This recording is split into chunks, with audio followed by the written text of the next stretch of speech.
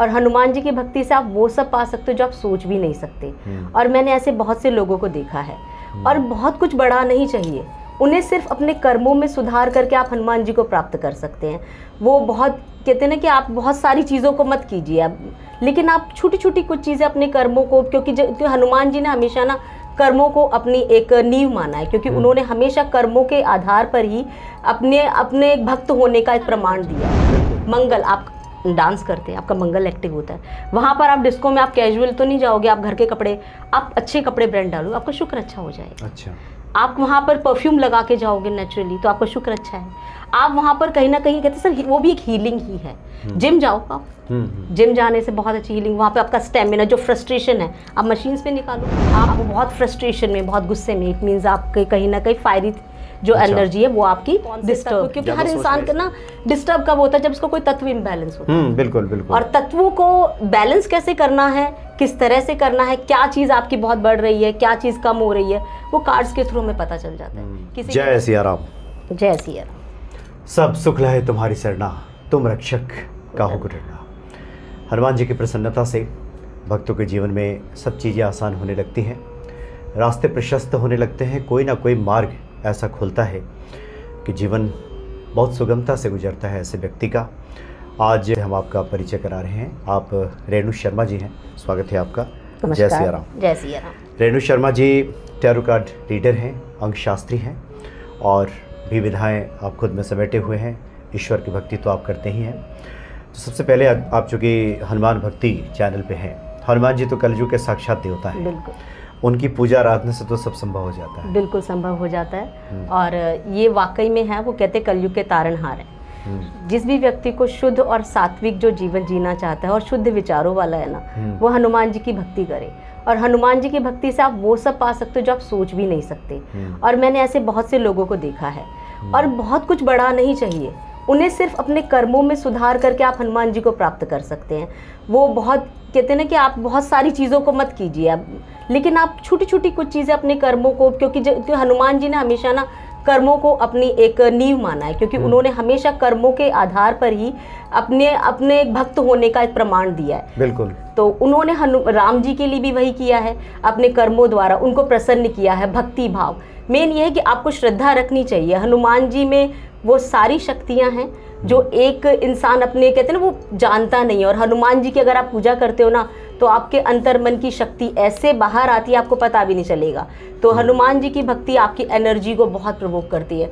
जिस भी व्यक्ति के अंदर कोई भी नकारात्मक ऊर्जा है या फिर किसी भी व्यक्ति के अंदर उसको पता नहीं मुझे दिशाहीन है, हनुमान जी की भक्ति कीजिए, आपको पता चल जाएगा। आपके जीवन में ऐसे चमत्कारी प्रभाव होने लगेंगे कि आपको समझ ही नहीं आएगा कि किस तरह से मेरी लाइफ ना एक चमत्कार हो गया, मतलब ड्रास्टिक चेंज आएंगे आपकी लाइफ में। तो मैं तो कहती हूँ हनुमान जी की भक्ति कीजिए, उनसे शक्ति प्राप्त कीजिए और अपने जीवन में सुख शांति और समृद्धि लेकर आइए। नहीं, आपने कहा कि व्यक्ति अगर दिशाहीन हो, उसे समझ में ना रहा हो कि किस दिशा को पकड़े, कहाँ जाए, तो उसके लिए तो हनुमान जी की भक्ति सर्वोपरि है। बिल्कुल सर्वोपरि, कोई ना कोई रास्ता जरूर निकल जाएगा। बिल्कुल दिखाते हैं। अच्छा, आप चूँकि अन्य माध्यमों से भी भक्तों कल्याण करती हैं, जैसे कि आपने कहा कि टैरो कार्ड रीडर हैं आप, अंक शास्त्री हैं, चूँकि अंकों का बड़ा महत्व है। और हनुमान जी का तो ये बताया जा रहा है कि जो ये 2025 है, ये नौ मंगल का साल चल रहा है। तो ऐसे लोगों को क्या बताना चाहेंगे, क्योंकि अभी हम देख रहे हैं कि बहुत सारी परेशानियां, बहुत सारी मुश्किलें लोगों के जीवन में आ रही हैं। ऐसे लोगों को क्या आपको सलाह होगी? मैं लोगों को यही सलाह देना चाहूँगी, एक तो डरने की बिल्कुल बात नहीं। मंगल का साल है, आपका मंगल होगा। अगर आप कर्मों में पीछे रहते हैं, अगर आप एडिक्शंस में जाते हैं, मदिरा का पान करते हैं, गलत कर्म करते हैं, तो आपको पता है हनुमान जी फिर दंड देने में भी पीछे नहीं हटते। तो उनका भी यही है कि आप देखो, अभी कहते हैं अंगारक योग बन रहा है।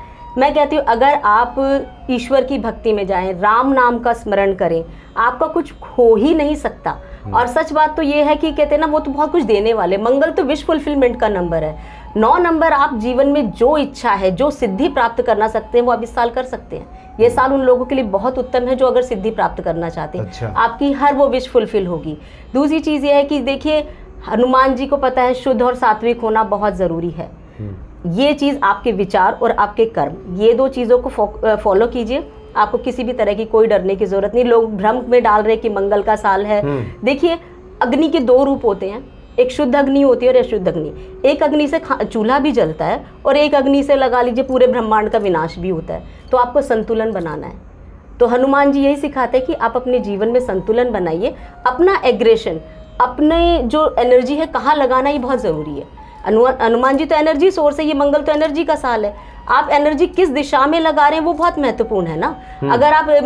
अगर आप गलत रिलेशनशिप में जा रहे हैं, अगर आप मान लीजिए लोगों के साथ बिना बात के लड़ रहे हैं, फ्रस्ट्रेशन निकाल रहे हैं, तो फिर आपको कैसे अच्छे फल मिल सकते हैं। तो आप अपने कर्मों पे आप बहुत सहज हो जाइए ना, ईश्वर भक्ति कीजिए और आपकी जो एनर्जी है वो सही कामों में लगाइए। लंगर सेवा कीजिए, मंदिर में जाकर आप वहाँ पर जूते चप्पल की सेवा लीजिए, बहुत कुछ है। जो लोग नीडी लोग हैं उनकी हेल्प कीजिए, बहुत कुछ चीज़ें मिलने वाली हैं। आप कर्मों पे बार बार जोर दे रही हैं, लेकिन ज़्यादातर कई बार देखने में बातें आती हैं कि व्यक्ति अपने कर्मों को ठीक करना नहीं चाहता, पूजा पाठ में उतरता है, बहुत सारा अनुष्ठान करता है, मंत्र जप करता है, ज्योतिषियों द्वारा बताए गए उपायों को करता है, लेकिन कर्मों को ठीक नहीं करता। आपका अनुभव इसमें क्या कहता है? ये जो उपाय किए जाते हैं ये कितना काम करता है और व्यक्ति का कर्म ये कितना उसमें अपनी भूमिका निभाता है? देखिए ये दोनों 50-50 मैं बताती हूँ। अच्छा, जैसे आप किसी डॉक्टर के पास जाते हैं, डॉक्टर ने आपको टेबलेट भी दी, लेकिन वो परहेज भी बताता है। इन लोग क्या करते, परहेज तो करते नहीं है,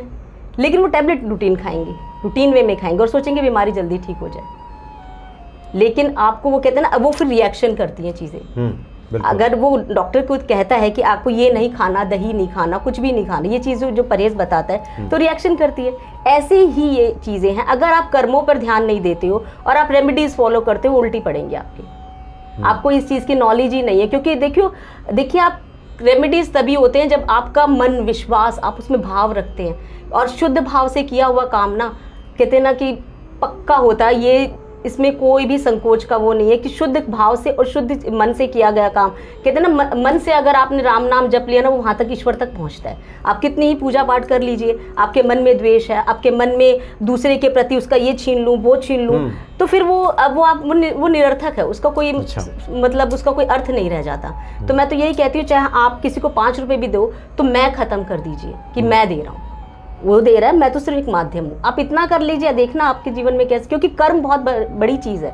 आपने उसको कोई बहुत कुछ चीज़ नहीं दी, लेकिन आपने जितनी आपकी पॉकेट अलाउ करती है आप उसको दीजिए और आप इस मन से दीजिए कि मैं, क्योंकि कहते हैं ना, पहले के बुजुर्ग लोग कहते थे कि सीधे हाथ से कोई दान दो तो उल्टे को ना पता चले, उल्टे को दो तो सीधे को ना पता चले। तो मेन यही चीज़, आप कुछ कर रहे हो, ईश्वर ने आपको दिया, आपको एक माध्यम बनाया और आप लोगों को उस चीज़ को परोस रहे हैं और आपको उसको ब्लेस, उसको थैंक यू भी बोलना चाहिए। क्योंकि हम ईश्वर का धन्यवाद कभी नहीं करते, हम कंप्लेंट्स करते हैं, हमें ये चाहिए, हमें वो चाहिए। कभी हम ये नहीं कहते ईश्वर हमने तूने बहुत कुछ दिया है और शायद बहुत सारे लोगों के पास वो ना भी हो। तो मैं इसलिए कर्मों पे बहुत ज़्यादा जोर देती हूँ। यानी कर्म करें, उसके बाद जो भी आप पूजा पाठ करेंगे उसका प्रतिफल आपको प्राप्त होगा। अच्छा, ये बताएं कि इस क्षेत्र में कैसे आपका आना हुआ कि इस माध्यम से आप लोगों से बात करेंगे, कल्याण करेंगे? देखिए, मैं बचपन से मेरे को इन सब चीज़ों में इंटरेस्ट था। अच्छा। मतलब वैदिक में था, आप मुझे हस्तरेखा का बड़ा वो था, नंबरों का बचपन से, जैसे पहले आते थे ना न्यूज़पेपर में आते थे, तो मैं बड़ा देखती थी, तो कुछ नॉलेज वैसे आने लगी। फिर शादी हो गई, शादी के बाद फिर अचानक से मेरी एक एस्ट्रोलॉजर से मुलाकात हुई, उन्होंने कहा कि आप टैरो सीखो। अच्छा। तो मैंने कहा मैं टैरो, फिर मुझे एक कहीं ना कहीं अंदर तो चीज़ थी, क्योंकि मैं ईश्वर भक्ति करती थी, तो मुझे लगता शायद उसने ही कहीं भेजा हो इनको, उन्होंने मुझे किसी का नाम बताया कि आप इनसे टैरो सीख सकते हैं। मैंने उनसे टैरो सीखी। तो उस टाइम पे शायद टैरो का इतना प्रचलन नहीं था, ये है 2018-19 की बात है, और इतना ज़्यादा प्रचलन नहीं था लोगों में। मैंने सिर्फ खेल खेल में कह लीजिए, या एक सोचा कि चलो एक विधा आ जाएगी मुझे। और फिर उसके बाद कोरोना टाइम आ गया और फिर एक पोर्टल आने शुरू हुए, आप देखते हैं, तो उसमें किसी ने मुझे सजेस्ट किया आप उस पोर्टल पर जाइए। मैंने प्रैक्टिस की और देखिए, मैं कहते हैं ना, प्रैक्टिस प्रैक्टिस प्रैक्टिस, और प्रैक्टिस के साथ साथ मेरी इंट्यूशंस डिवाइन के साथ मैं ऑलरेडी कनेक्ट थी, और वो 5-7 साल मेरे ऐसे रहे कि अब मैं आपके सामने हूँ। तो मतलब उस चीज़ ने ना कहीं कोई कहते हैं ये चीज़ें डिवाइनली चीज़ें होती हैं। आप खुद कभी भी टैरो, वैदिक, ये मोडालिटीज़ होती है ना, आप नहीं चुनते, ये ईश्वर ही आपको इसमें प्रोफेशन में लेकर आता है। उन्हें उसे पता है कि इस बच्चे में क्या टैलेंट है और वो समय आने पर उस डायरेक्शन में लगा देता है आपको। अच्छा, एक बात बताएं, जैसे एक आम जिज्ञासा भक्तों की रहती है कि हनुमान ज्योतिष है, राम शलाका है, कि जहाँ कोष्ठक में उंगली रख दिया और पता चल गया। हमारे यहाँ भारत में बहुत पहले से कार्ड्स रखे जाते थे, तोता उसको निकालता था, मैना उसको निकालते थे, इस तरह के अलग अलग। तो ये जो टैरो कार्ड रीडिंग है, ये क्या इसी का हम विस्तारित रूप कह सकते हैं, इसी का हम प्रोग्रेसिव रूप कह सकते हैं, या फिर कुछ अलग है? देखिए, ये है तो कुछ अलग नहीं। जैसे पहले लोग आप देखते प्रश्न शास्त्र भी होता है, कुंडली भी, प्रश्न कुंडली भी होती है। किसी न किसी चीज़ को बेस बनाकर आप नेचर के साथ भी, पहले आपको लगता था कि बिल्ली रास्ता काट गई है तो आप मत जाओ, है ना। कुछ चीज़ें बारिश बादल कोई भी ऐसे कोई ना, आप घर से निकल रहे हो, आपको खाली मटका दिख गया तो आप मत जाओ। कुछ ना कुछ ऐसे संकेत यूनिवर्स ऐसे देता है स्वप्न के द्वारा किसी ने, क्योंकि ये तो टैरो तो संकेतों का है, और ये सारे संकेतों को मिलाकर एक टूल बनाया गया। अच्छा। और इस टूल के माध्यम से हम अपनी इंट्यूशंस के थ्रू और अपनी प्रैक्टिस के थ्रू हम व्यक्ति को गाइड कर। देखो, टैरो कभी प्रेडिक्शंस नहीं करता। अच्छा। ये लोग भ्रम फैलाते कि टैरो प्रेडिक्शंस नहीं करता। टैरो सिर्फ आपको एक गाइड करता है, क्योंकि देखिए आज के टाइम में ना, अगर कि मोस्टली लोग दिशा निर्देश उन्हें नहीं पता, कहाँ मतलब कहाँ जाना है पता नहीं है। टैलेंट सब में है, गुण सब में, गुण अवगुण सब में होते हैं, ये आप जानते हो। लेकिन उन गुणों को किस दिशा में हम लगाएं, तो वो टैरो आपको उसमें बहुत हेल्प करता है।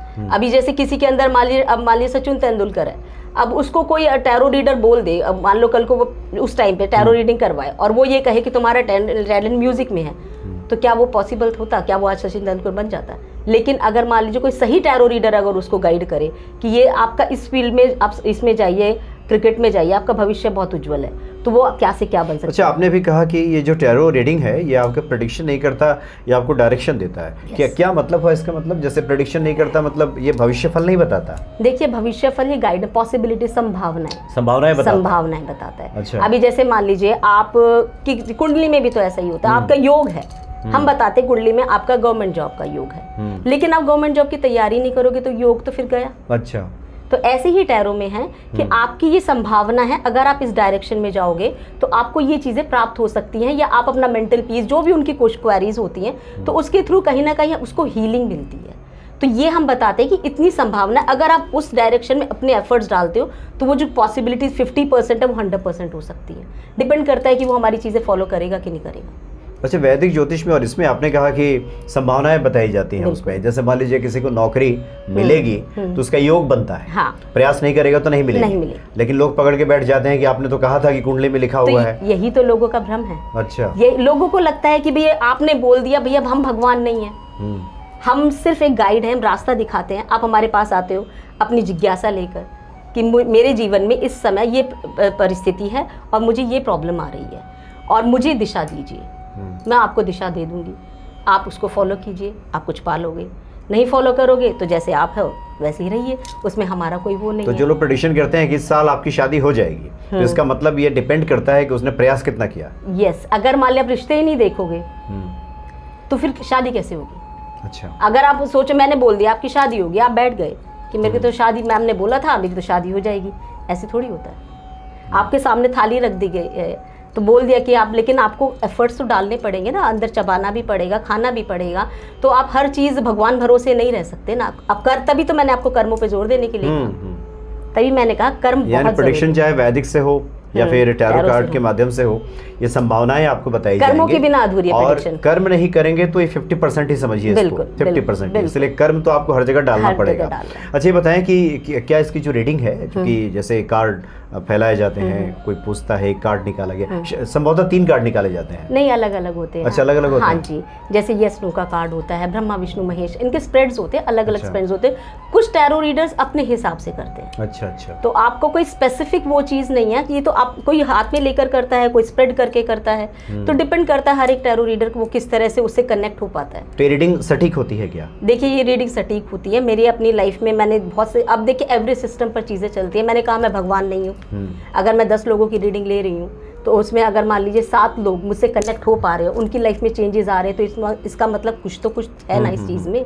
मोस्टली आप ये भी देखो, कोई भी विधा है 100% कोई नहीं कहता, बिल्कुल, है ना। तो आप में कुछ चीज़ें हैं, हम भगवान नहीं है, हमारी जो इंट्यूशन, कुछ चीज़ों में हम गलत भी हो सकते हैं, उसको हम मानते हैं कि हाँ हम एनर्जी से कनेक्ट नहीं हो पाए। और जितना ज़्यादा आप प्रैक्टिस करते हो, जितना आप ईश्वर की शरण में जाते हो, अपने गुरु पर विश्वास रखते हो, और जितना आप मेडिटेशन करते हो, उतनी सटीक रीडिंग आपकी आती है। अच्छा, मतलब 70-80% पे रिजल्ट आ जाए, तभी मैंने कहा ना अपने तब उसको सटीक माना जा सकता है। एग्जैक्टली हम भी अपने अगर कर्मा नहीं करेंगे, मेडिटेशन नहीं करेंगे, हम अगर अपने कहते हैं ना कार्ड्स के साथ एक कनेक्टिविटी नहीं बनाएंगे तो हमारी रीडिंग्स ऐसी अच्छी आ सकती है। हर कोई टैरो नहीं कर सकता। अच्छा, हर कोई टैरो नहीं कर सकता। एक और बात आती है, जैसे आपने कहा कि यस और नो, ये भी कार्ड होता है इसमें, जो कि वैदिक में आमतौर पे हम देखते हैं कि यस नो वाली स्थिति नहीं होती, हाँ या ना नहीं होता, संभावनाओं की बात की जाती है। तो क्या इसमें एकदम स्पष्ट हो, जैसे कोई पूछे कि मेरी नौकरी लगेगी कि नहीं लगेगी, तो हाँ या ना ये ऐसे उत्तर आ सकता है? नहीं, देखिए मैं ये कहूँगी, अब वो व्यक्ति आता है मेरी नौकरी लगेगी कि नहीं लगेगी। अच्छा। अब हम पूछते कौन सी नौकरी लगेगी, क्योंकि कुछ लोग गवर्नमेंट जॉब चाहते हैं, कुछ लोग प्राइवेट जॉब चाहते हैं, तो फिर उसके हिसाब से हमारी नौकरी कब तक लगेगी। अभी हम ये कह देंगे देखो इस टाइम पर तो योग नहीं बन रहे, लेकिन हम उसे ये भी कहते हैं ट्राई करो, एफर्ट्स डालो, लेकिन कब योग बन सकते हैं जो स्ट्रांगली पॉसिबिलिटी वो हम महीना बता देते हैं कि हाँ इस महीने में आपको बहुत अच्छी योग है कि आप अगर उस महीने में एफर्ट्स डालेंगे तो आपकी मतलब जॉब लग जाएगी। और साथ में आप कर्म भी करें। बिल्कुल, कर्म के बिना, प्रयास के बिना कुछ नहीं है। अच्छा, हम देख रहे हैं कि आजकल युवाओं का रुझान बहुत ज़्यादा है।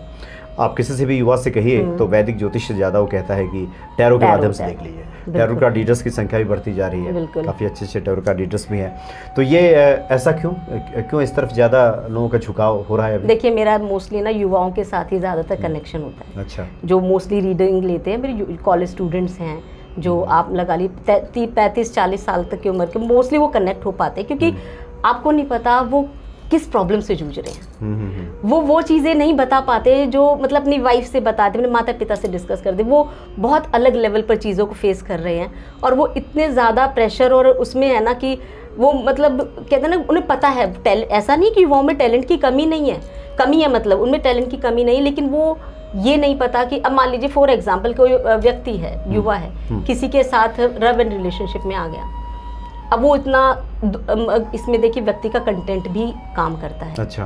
कोई व्यक्ति वाकई इमोशनल है, 2 नंबर का है, जिसका डेट ऑफ बर्थ 2 है, तो वाकई इमोशनल कनेक्ट हो जाएगा और इतना कनेक्ट हो जाएगा उसे लगेगा यही मेरा सर्वस्व है। और वो इंसान दूसरा, आप किससे कनेक्ट हो रहे हो ये आपको बाद में पता चलता है कि वो आपका फ़ायदा उठाता है। देन उसके बाद फिर उसे लगता है मैं मुझे तो यही चाहिए, मुझे तो यही चाहिए। और वो युवा ना इतना होता है, उन्हें लगता है कि इट्स ओके। आज के टाइम में लोगों का जैसे मेल मिलाप होता है, आज की युवा पीढ़ी हर चीज़ को बहुत कॉमन और कैजुअली लेती है। उन्हें लगता है कि सब कर रहे हैं तो हम भी कर लेते हैं, कोई दिक्कत नहीं है, क्योंकि वो बहुत क्लोज आ जाते हैं। वो उनसे मतलब बिछड़ना बहुत मुश्किल हो जाता है। ऐसा लगता है कि हमारी ज़िंदगी ही खत्म है, तो वो बहुत फिजिकल मेंटली हर तरह से उनके साथ इन्वॉल्व हो जाते हैं। तो वो इतना स्ट्रेस लेते हैं क्योंकि फैमिली को नहीं बता सकते, उसको छोड़ना भी नहीं चाहते, सामने वाला धोखा देता है, तो वो क्या करें। तब वो ऐसी सिचुएशन में हमारे पास आते हैं और फिर हम उनको इस तरह से हील करते हैं कि उनको उनकी इम्पोर्टेंस बताते हैं, क्योंकि वो एकदम से नहीं सुनना चाहता। हम ये कह देंगे भाई वो पर्सन आपके लिए ठीक नहीं है, वो कहेंगे मैं पैसे कैसे कह सकते हो, हमारा तो इतने साल का रिलेशनशिप था और हमने तो उसे जाना है।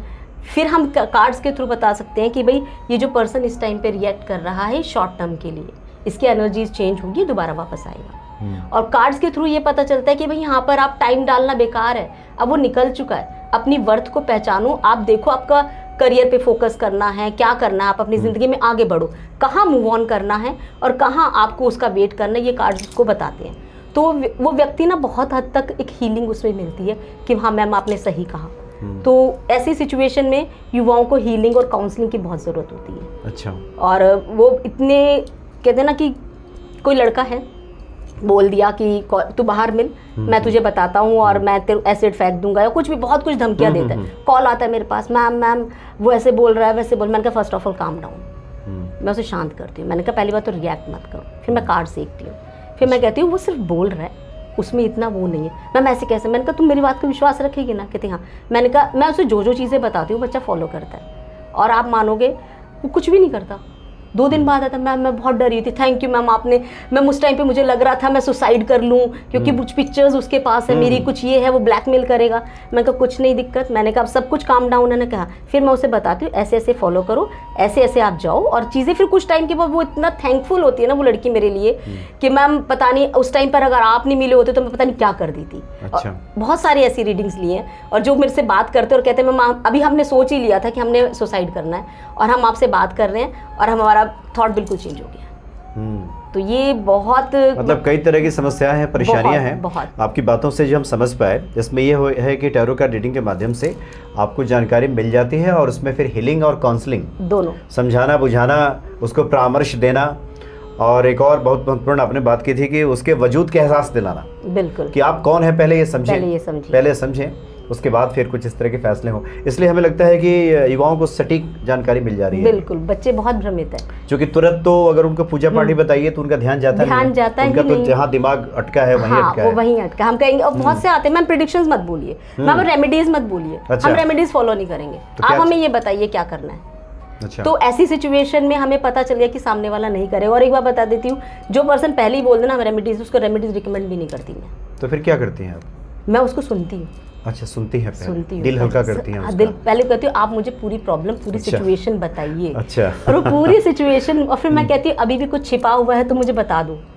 फिर वो बताते हैं हाँ मैम एक दो बातें और है। अच्छा, मतलब वो दिल की बात पहले सुनाना चाहता है, सुनाना चाहता है। और ज्यादातर ज्योतिषी सुनना ही नहीं चाहते, वो उसे कहते हैं नहीं ऐसा है तो ऐसे करो, और फिर वो ब्लैंक चला जाता है, तो हम सुनते हैं। अच्छा, तो बहुत महत्वपूर्ण बात है कि पहले से जानकारी ले लिया। हाँ। और उस व्यक्ति के लिए अभी जैसे वो लोग कहते हैं कि रेमेडीज हम करेंगे नहीं, ये करेंगे नहीं, तो पहले तो सुनते हैं और उसके बाद धीरे धीरे फिर रास्ते मिलाते हैं, एक रूपरेखा तैयार कर देते हैं ना।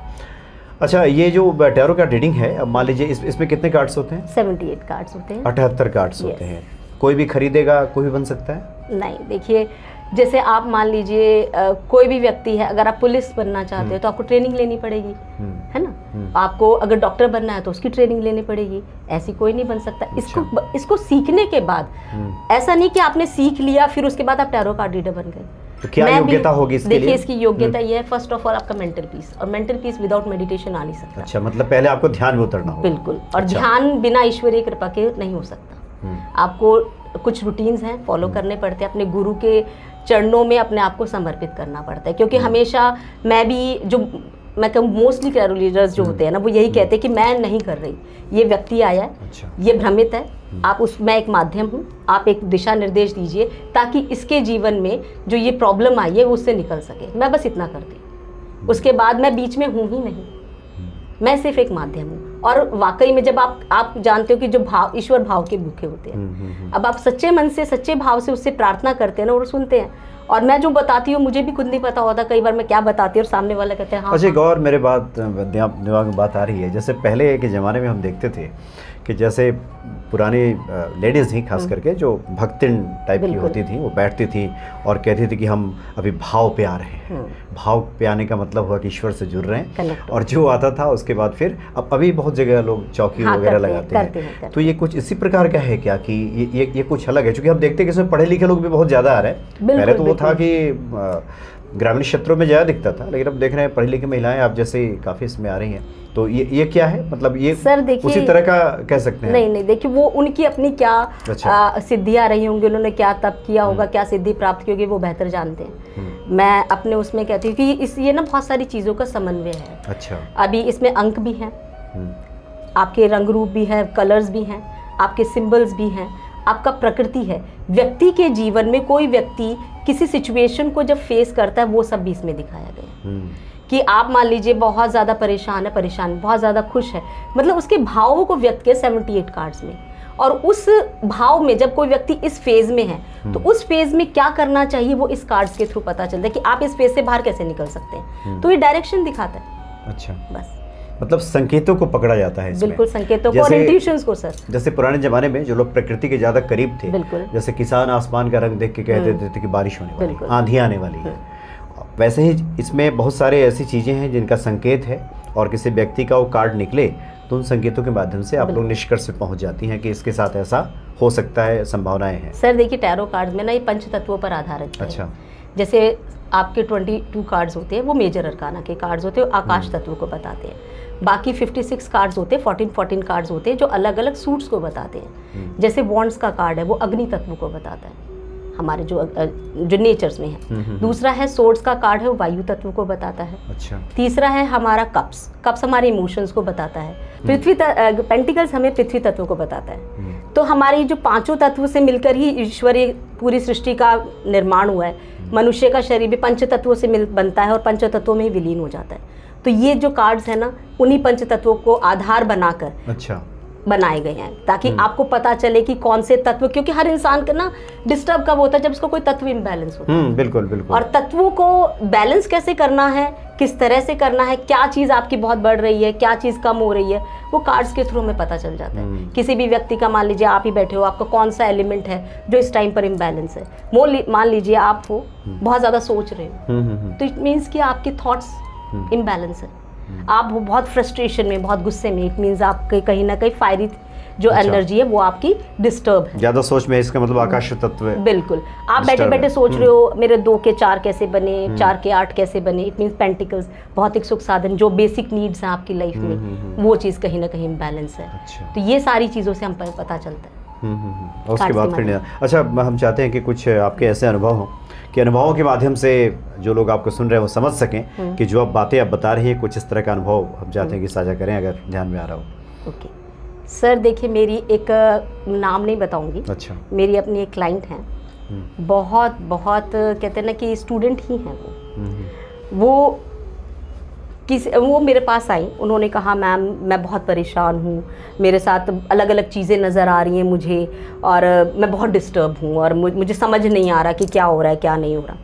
तो मैंने कहा क्या बात है, मैंने कहा मुझे पहले सब कुछ ना अच्छे से मुझे बताओ, देन उसके बाद मैं किसी कंक्लूजन पे निकलूँगी।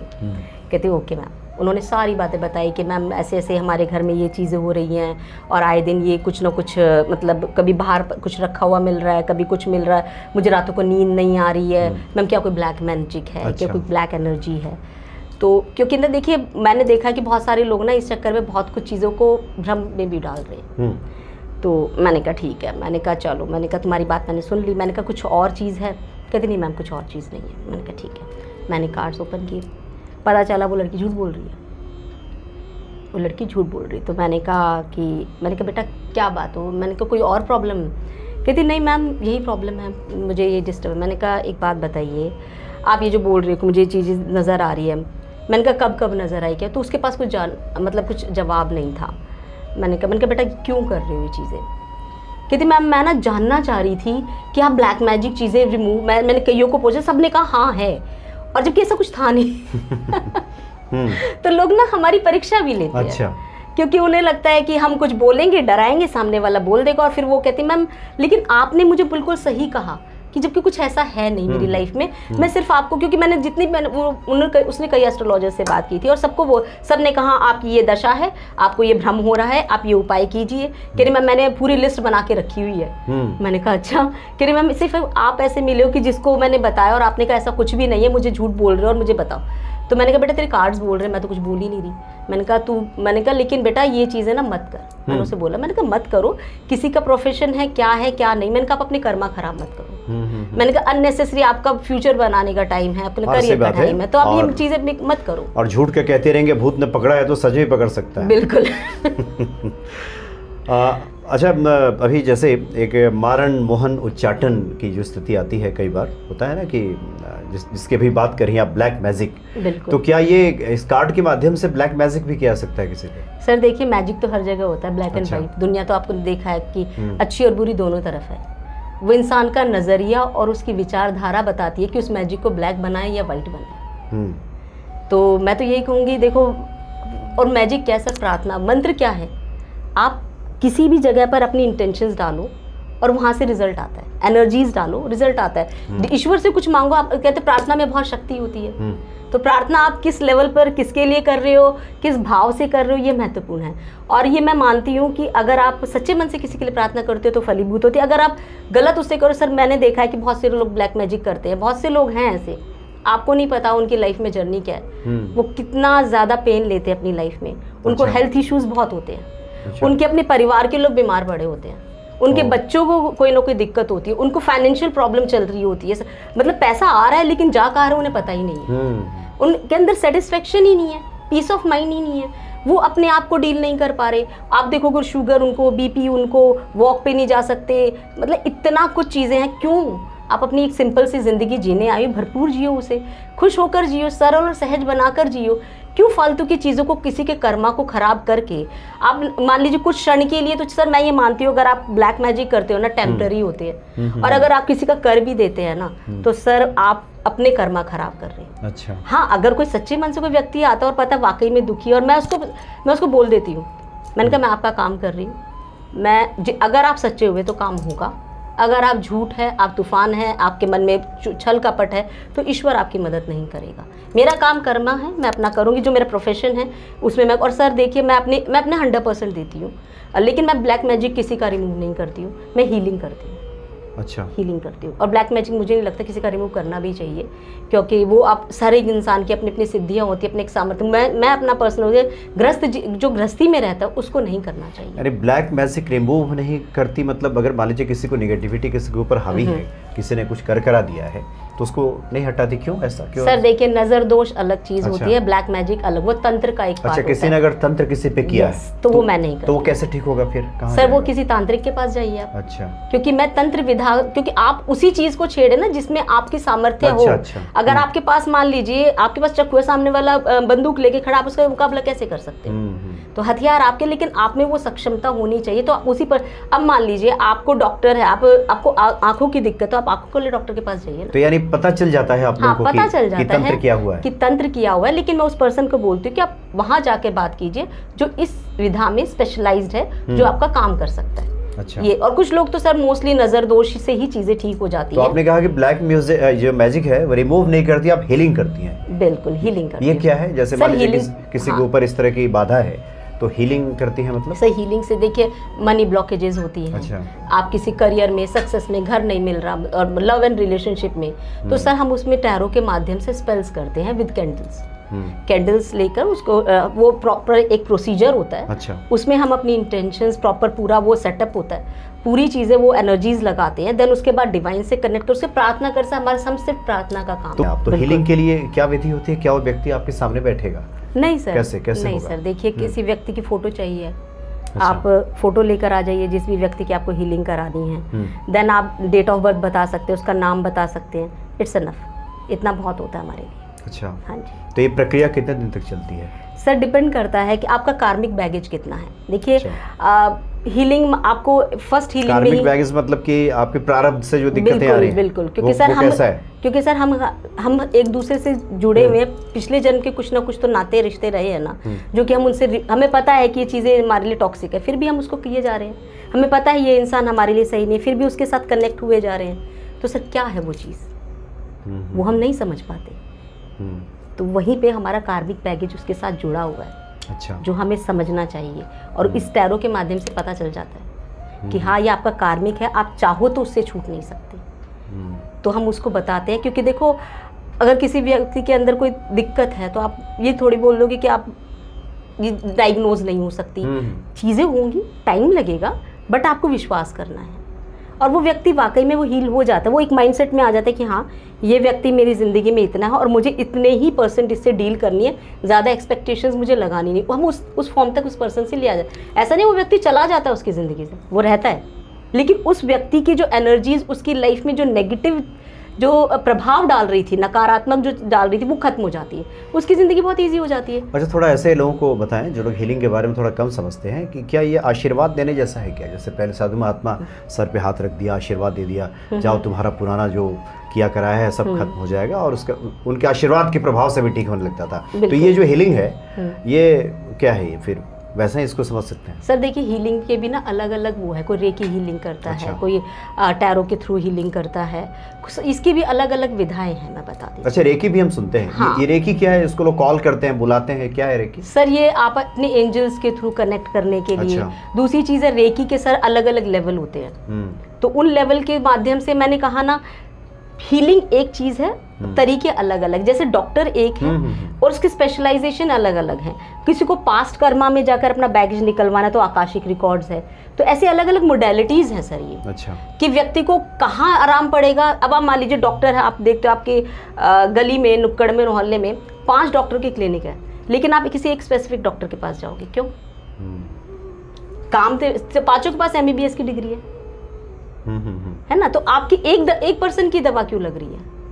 कुछ तो चीजें हैं, उसके अपने तरीके हैं। बिल्कुल सर, अपनी जानकारी, अपने विद्या है। अब बोलने का तरीका है सर। आप किसी डॉक्टर के पास जो उसी बोल के वजह से जाता है बंदा, हाँ, बिल्कुल, कि बड़े प्यार से बोलता है, मैं तो आधा वहीं ठीक हो जाता हूँ। अच्छा, डिस्टेंस लिंक भी संभव है क्या? कोई दूर बैठा हो, कोई अमेरिका में बैठा हो और आप भारत में बैठी हो, हाँ जी, हीलिंग हो सकती है? बिल्कुल हो सकती है सर। तेरे को थोड़ा टाइम जरूर लगता है, लेकिन चीजें होती है। अच्छा। अब आप, मैं वही कह रही हूँ, आज तो देखिए राहु का पूरा युग है, सब कुछ ऑनलाइन ही है सर। तो अगर सामने आए, जब आ ही नहीं सकता कोई व्यक्ति, तो ऐसी सिचुएशन में जो काम आपका 5 दिन में होगा 10 दिन में हो जाएगा, लेकिन काम होते। हनुमान भक्ति पे जो बहुत बड़ा जो दर्शक वर्ग है युवाओं का है, जो उसका हम लोग विश्लेषण करते हैं, उसमें देखते हैं कि 25 साल से लेकर के 45 साल तक के सबसे बड़ा दर्शक वर्ग है। युवाओं के लिए कुछ आप उपाय बताना चाहें जो अपने जीवन को आसान कर सकें इन उपायों को करके, और उनके लिए भी करना आसान हो? सर देखिए, इस हनुमान भक्ति चैनल से जितने भी लोग जुड़े, जितने भी युवा वर्ग जुड़े हैं, मैंने जैसे शुरुआत में ही कहा कि कर्म वो तो उपाय है ही। देखिए, अगर किसी भी व्यक्ति का एनर्जी, मान लीजिए आज के युवा हैं, हम कहेंगे कि आप ये कर लीजिए, वो रेमेडीज नहीं करते। हम कहें डिस्को चले जाइए आप। देखो, डिस्को में जाकर आपको क्या होता है, आप म्यूजिक सुनते हो, डिपेंड, आपको अच्छा लगना चाहिए। मंगल, आप डांस करते हैं, आपका मंगल एक्टिव होता है। वहाँ पर आप डिस्को में आप कैजुअल तो नहीं जाओगे, आप घर के कपड़े, आप अच्छे कपड़े ब्रांड डालो, आपका शुक्र अच्छा हो जाएगा। अच्छा। आप वहाँ पर परफ्यूम लगा के जाओगे नेचुरली, तो आपका शुक्र अच्छा है। आप वहाँ पर कहीं ना कहीं कहते सर वो भी एक हीलिंग ही है। जिम जाओ आप, जिम जाने से बहुत अच्छी हीलिंग, वहाँ पे आपका स्टेमिना, जो फ्रस्ट्रेशन है, आप मशीन्स पे निकालो, आप बहुत रिलीफ फील करते हो। दूसरी चीज़ है सर, आप जैसे मैंने कहा डिस्को जाओ, जिम जाओ। आप मान लीजिए कुछ युवा लोग हैं वो कहते हैं हमें नहीं पसंद, बहुत सारे अलग अलग हैं। आप वाटर पार्क चले जाओ, जिसके से इमोशंस, कोई पर्सन है जो बहुत ज़्यादा इमोशनली बहुत ओवर थिंक है, वाटर पार्क जाओ आप। पहले लोग कहते थे गंगा स्नान कराओ, अब आज के युवा कहते हैं भाई बहुत दूर है गंगा जी, हम तो नहीं जाएंगे। आज वाटर पार्क चले, वहाँ एंजॉय करते, दोस्तों के साथ मिल। सर आधे से ज़्यादा हीलिंग तो तभी हो जाती है जब आप अपनों से मिलते हैं। अच्छा। अपने दोस्तों से मिलते हैं, अपने हम उम्र के लोगों से मिलते हैं, आपको पता ही नहीं चलेगा आपकी ज़िंदगी में कुछ नेगेटिव चल रही है। तो उन लोगों के लिए आपने उपाय बताया जो डिप्रेशन में है, जो किसी तनाव में है। लेकिन जो लोग कुछ समस्याओं में हैं, जैसे एक तो है कि कुछ लोग घरेलू समस्याओं को लेकर के, और सबसे ज़्यादा पर्सनल जिसकी आपने पहले चर्चा की, उससे भी लोग परेशान हैं, तो वो लोग फिर क्या करेंगे? वो तो कहेंगे कि नौकरी है नहीं, कहाँ डिस्को जाएं हम, हमें तो नौकरी चाहिए, हमारे लिए तो ये समस्या है। ऐसे लोग क्या करें? सर देखिए, ऐसे लोग ना अपनी दिनचर्या को नॉर्मल बना दें। अच्छा। एडिक्शन से सबसे, मैं जितनी भी यूथ है उनसे यही कहूँगी, एडिक्शन से बचें। अगर आप एडिक्शन में जाते हो ना, चाहे आप किसी भी तरह का एडिक्शन हो, चाहे वो शराब का हो, चाहे वो जुए का हो, आजकल जो फोन्स पे भी बहुत सारे गेमिंग, ये भी एडिक्शन ही है सर। फोन भी मैं ये कहूँ, ये भी एडिक्शन ही है। आपका टाइम वेस्ट हो रहा है, एनर्जीज वेस्ट हो रही है, कुछ आउटकम निकल कर नहीं, आपके अंदर जो स्किल्स है वो निकल के नहीं आ रहे। सबसे पहले एडिक्शन से बचिए सर। दूसरी चीज़ है, मैं ये कहूँगी, आप अपने ज़िंदगी में गुरु ज़रूर बनाए, और सर माता पिता से बड़ा गुरु कोई नहीं है। अगर आपके घर में माता पिता है, आप उनसे ऊंची आवाज़ में बात करते हैं, तो सर आपका कुछ नहीं हो सकता, आप कितने एफर्ट्स लगा लो, ठीक है। अगर आपके घर में बहन है और वो शादीशुदा है, घर पे आती है और आप मुंह बनाते हो, उसको कुछ देकर विदा नहीं करते, सर आपका कुछ नहीं हो सकता, आपका बुद्ध अच्छा होगा ही नहीं, आपको काम मिल ही नहीं सकता। आपके घर में पत्नी है, आप उससे गाली दे के बात करते हैं, सर शुक्र अच्छा कर लो, आप कितना कुछ भी आपको हासिल नहीं होने वाला। तीसरी चीज़ ये है कि आप मान लीजिए आपकी बेटी है, मैं कहती हूँ आप सबसे अच्छी चीज़, आप कभी भी घर में जाओ, कोई भी जेंट्स, मैं हर एक जेंट्स को ये रेमेडी देना चाहती हूँ, कभी भी घर से बाहर जाओ खाली हाथ घर पे मत आओ। अच्छा। चाहे आप 1 रुपए की टॉफ़ी लेकर आओ, चाहे 2 केले ले आओ, लेकिन आप आओ। सर ये बहुत अच्छी रेमेडी है। आप घर में खाली हाथ आना मतलब ये है कि दरिद्रता को लेकर आना। अच्छा। आप कुछ लेकर आ रहे हो सर, आप अपनी प्रोडक्टिविटी, वो आप धीरे धीरे चीज़ें बढ़ जाएंगी। सुना है कुछ ना मिले तो मतलब टहनियाँ पत्ते उत्ते भी फूल ही ले आओ सर। अच्छा। जाके ईश्वर के चरणों में अर्पित कर दो, मंदिर में अर्पित कर दो, अपनी वाइफ को दे दो। ये चीज मैं कहती हूँ ना, जो कहते हैं ना हमारे पास तो इतना भी नहीं कि हम एक टॉफी भी खरीद सके, तो सर मैं तो यही कहूंगी, अगर बिल्कुल ही तो आप एक स्माइली लेकर आ जाओ। आप बाहर से आ रहे हो, एक खुशनुमा चेहरा लेकर आ जाओ, फ्रस्ट्रेशन मत लाओ घर पे, मतलब कुछ भी लाओ। हाँ, खाली हाथ मत आओ, खाली हाथ मत आओ, खाली भाव भी मत लाओ। एक अच्छे भाव के साथ घर में एंट्री नहीं, ये तो आप बिल्कुल सही कह रही हैं। तो ये तो काफी लगभग जो संत है बड़े बड़े बताते हैं, लेकिन ये अभ्यास की बात है सर, आपको प्रैक्टिस में लानी होगी बातें। बिल्कुल, कि व्यक्ति भूल जाता है, कई बार खाली हाथ आ जाता है। सर यही चीजें तो हम पेरेंट्स की, आज के माता पिता जो जनरेशन अपने काम में बहुत ज्यादा बिजी हो गए हैं, ये उनकी जिम्मेदारी बनती है ना। यही तो तभी तो युवा मेरे पास आ रहे हैं, उनके पेरेंट्स उन पे ध्यान ही नहीं दे रहे। दोनों वर्किंग हैं, दोनों के पास अपना अपना टाइम नहीं है, बच्चे कहाँ जाए? उनको वो अपब्रिंगिंग दी ही नहीं गई है कि आप अपने दादा दादी के पैर छुओ, आप उनको सुबह उठ के प्रणाम करो, आप ईश्वर के नमस्कार करो। आपके अगर मान ले दादा दादी की फोटो भी है, पितृ भी बन गए, तो कम से कम उनको नमस्कार करो, प्रणाम करो। अच्छा, आपके पास अगर कोई फ़ोन करता है, मिलता है आपसे कि देखिए मैं तो बहुत परेशान हूँ, मेरे साथ तो ये है, वो थके हारे शब्दों में फ़ोन पे भी लोग बात करते हैं, तो पहला काम आप क्या करती हैं? क्या कार्ड निकाल के पूरा एकदम पहले फैलाती हैं, उसको पहले चेक करती हैं, क्या करती हैं? सर मैं तो यही कहूँगी, जैसे डॉक्टर्स होते हैं ना, अब डॉक्टर के पास जाते हैं, डॉक्टर ये थोड़ी कहेगा सबसे पहले प्रिस्क्रिप्शन लिख देगा। अच्छा। तो सुनता है कि बीमारी कहाँ है, तकलीफ कहाँ है, कौन सा तत्व इम्बैलेंस है, और ये कितने टाइम, ये मतलब शॉर्ट टर्म के लिए, लॉन्ग टर्म के लिए, कि जो अभी जो परेशानी जो इस टाइम पर जो जूझ रहा है जिस परेशानी से, ये छोटी मोटी है, ये क्योंकि बड़ा इंसान सोच से बड़ा बना देता है, सोच से बड़ा बना देता है सर। तो ये जब हम देखते हैं कि ये छोटी सी है, ये बहुत आगे तक चलने वाली है, फिर सुन करना तो सर थोड़ी बहुत हम जब सुनते तो वो आराम से बोलता है, अब बताइए सर, जैसे आप मान लीजिए आपने सारी बात बता दी, मैंने कहा ओके आपने सारी बात बता दी, देन उसके बाद फिर सर आधे से ज़्यादा चीज़ें तो वो बंदा वहीं शांत हो जाता है, क्योंकि वो उसे ऐसा लगता है जैसे ये हमें बहुत कुछ दे देगा।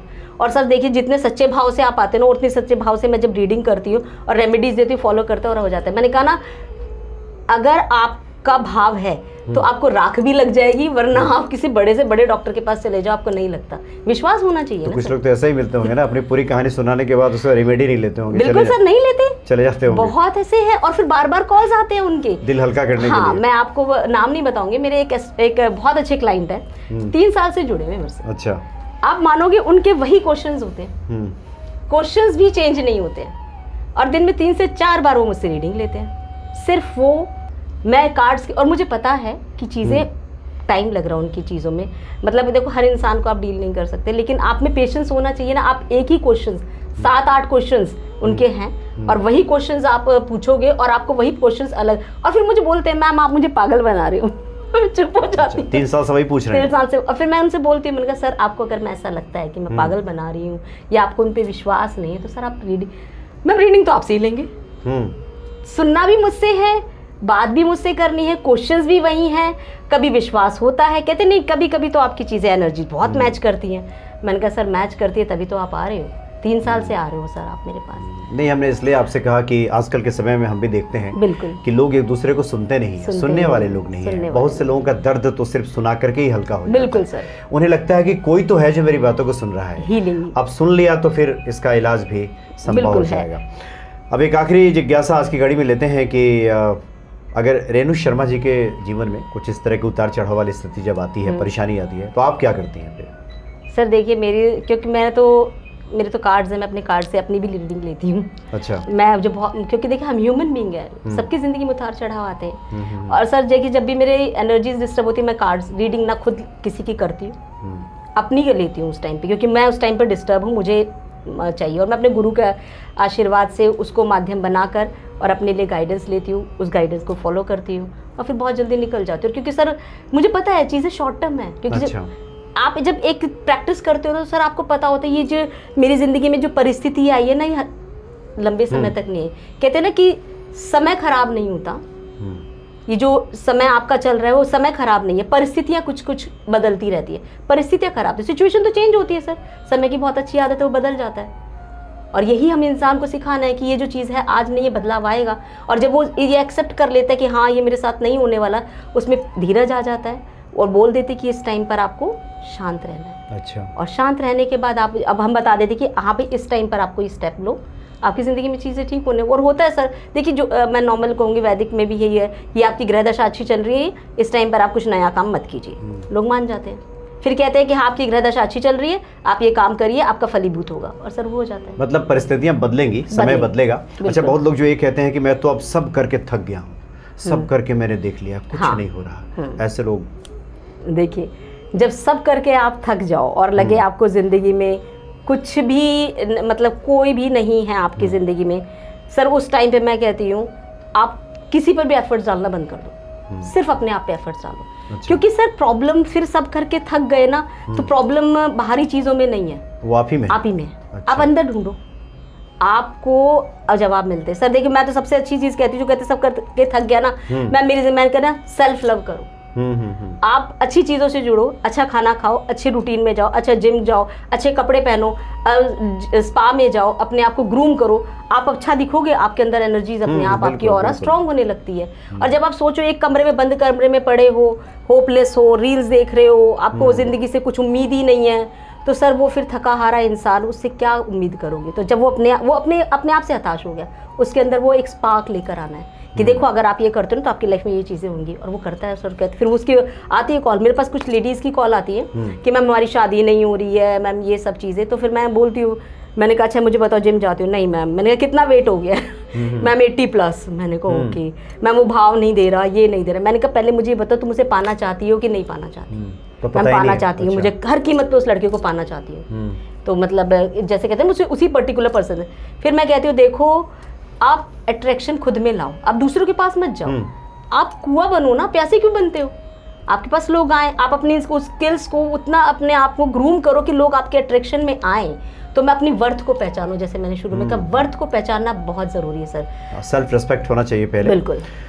और दूसरी बात कि अगर आध्यात्मिक दृष्टिकोण से देखें तो कहा ही गया है कि हम उसी ईश्वर के अंश हैं। बिल्कुल सर। जब उसी परम तत्व के अंश हैं तो फिर घबराना क्या, परेशान क्या होना।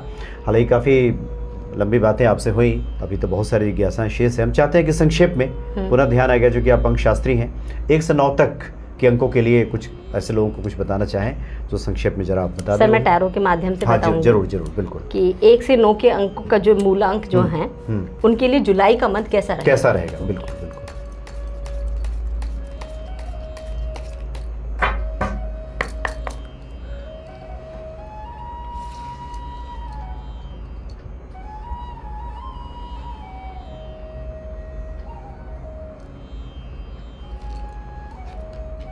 सर देखिए, मूलांक जिन लोगों का जन्मदिन 1 तारीख को हुआ है, उनका जिनका भी मूलांक 1 है ना, उनके लिए जो महीना है बहुत अच्छा जाने वाला है। अच्छा।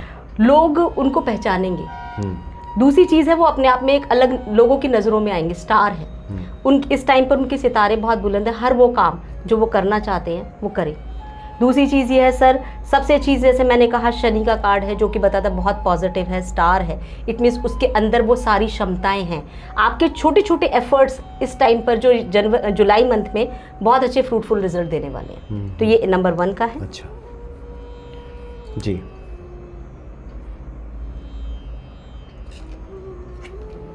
सर देखिए मूलांक 2 जैसे कि चंद्रमा का नंबर है, ठीक है। बहुत ज़्यादा ओवर थिंकिंग करने से बचें। सिचुएशन इतनी बुरी नहीं होती है जितना कि हम सोच लेते हैं। ज़िंदगी में परिस्थितियों का सामना जब तक नहीं करोगे आप वहीं अटके रहोगे। तो सर जुलाई मंथ में यही कहते हैं कि अपने डर से आगे बढ़ो। आपको जो चीज़ डर है, किसी को स्टेज फियर है, किसी को बोलने का डर है, किसी को जॉब खोने का डर है, वो डर से निकल जाओ। क्या ईश्वर ने आपको बहुत कुछ बेहतर देने के लिए प्लान कर रखा है। आपको डर की वजह से ना आप आगे नहीं बढ़ रहे और आपको नहीं पता एक स्टेप आप आगे बढ़ोगे वो क्या मिल जाए आपको। तो सर ये जुलाई मंथ में उन लोगों के जिनका चंद्रमा 2 नंबर के, जिनका चंद्रमा वीक है, तो अपने इमोशंस को, अपने थॉट्स को थोड़ा लगाम लगाएं, विचारों को। अच्छा जी। एंड देन नंबर 3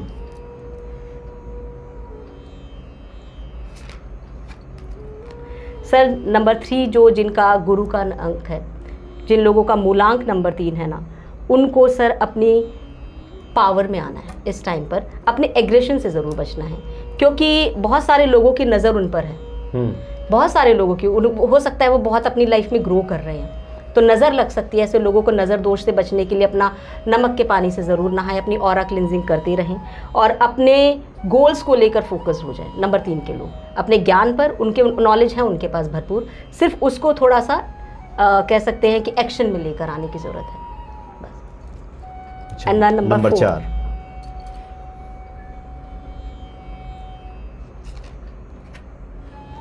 देखिए, नंबर 4 के लोग जिन लोगों का मूलांक 4 है ना सर, सोशलाइज हो जाओ। अच्छा। स्किल्स को डेवलप करो। जब तक आप लोगों के कांटेक्ट में नहीं आते ना, आपको पता नहीं चलता दुनिया में क्या क्या चीज़ें चल रही है।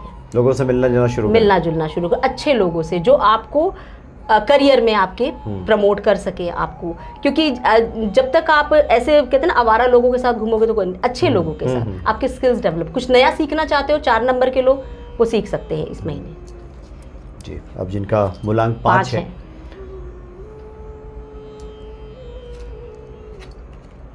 मूलांक 5 वालों के लिए यही कहते हैं कि इस टाइम पर कोई भी बड़ा काम कर रहे हो तो छिपा कर करो, थोड़ा सा सीक्रेटिवली बनो, अपने एक्सप्रेशंस को, चीज़ों को, क्योंकि 5 बच्चे ना बुध का अंक है, बड़े निश्चल मन के होते हैं, वो बहुत इजीली सबके साथ चीज़ें शेयर कर देते हैं और वहीं से चीज़ें प्रॉब्लम आने लगती हैं। तो अपनी प्लानिंग्स को, जो कि फ्यूचर प्लानिंग्स हैं या अपनी कोई शादी होने वाली है, कोई पर्सन है, आप रिलेशनशिप में हो, तो थोड़ा सा हाइड करके रखोगे तो ज़्यादा अच्छा है उनके लिए। जी हाँ जी हाँ। अब जिनका मूलांक 6 है,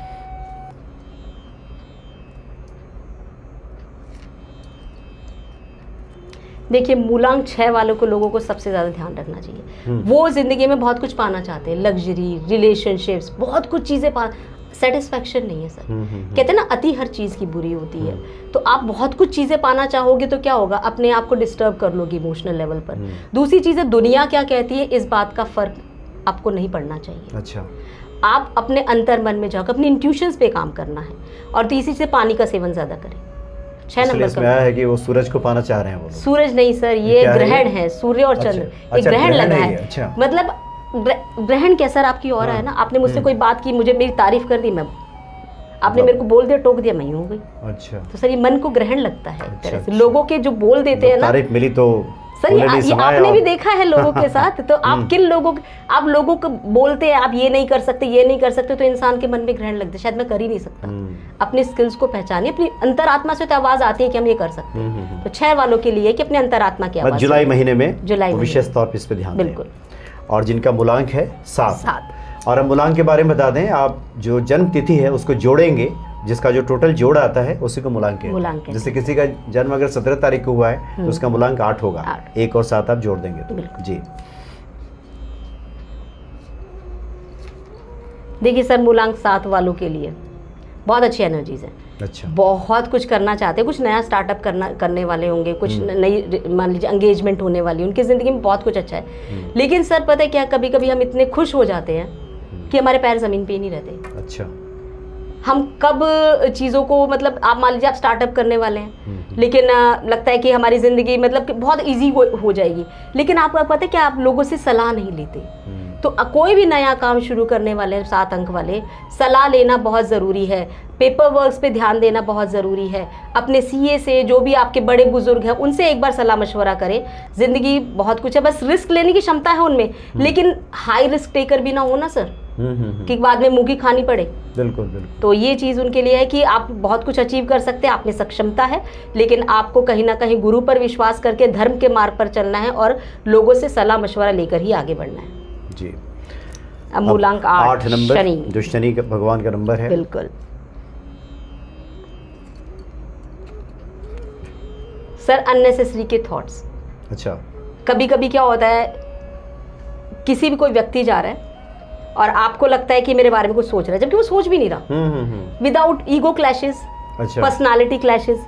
आपकी घर में कोई व्यक्ति है और आपको लगता है कि ये व्यक्ति मेरे बारे में कुछ नेगेटिव्स हो, जबकि उसके मन में ऐसा कुछ है ही नहीं। बिना किसी बात के आप आर्ग्यूमेंट करने लगोगे तो फ्रस्ट्रेशन घर पे निकालना, तो अननेसेसरी के अपने बुद्धि को ठीक कीजिए। कहते हैं ना कि आप वो विनाश काले विपरीत बुद्धि। तो इस टाइम पर अपनी बुद्धि को सही दिशा में लगाइए, लोगों से उलझना बंद कर दीजिए। और जो 9 नंबर है, हनुमान जी का नंबर, मंगल का नंबर। जी।